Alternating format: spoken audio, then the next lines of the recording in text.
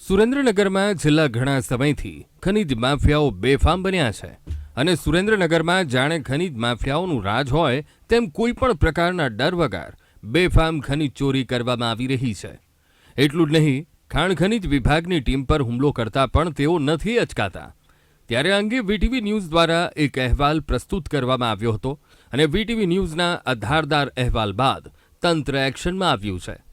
VTV ન્યૂઝના અહેવાલ બાદ જિલ્લા કલેક્ટર દ્વારા તાત્કાલિક ધોરણે ભૂસ્તર વિભાગના અધિકારીઓ સાથે બેઠક યોજી 4 જિલ્લાની ટીમને બોલાવી ખાણ પૂરવાની કામગીરી કરવામાં આવી।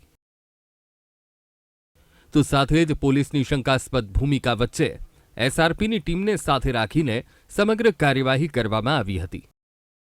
ઉલ્લેખનીય છે કે અગાઉ ભૂસ્તર વિભાગની ટીમ પર ખનીજ માફિયાઓ દ્વારા હુમલો કરાયો હતો।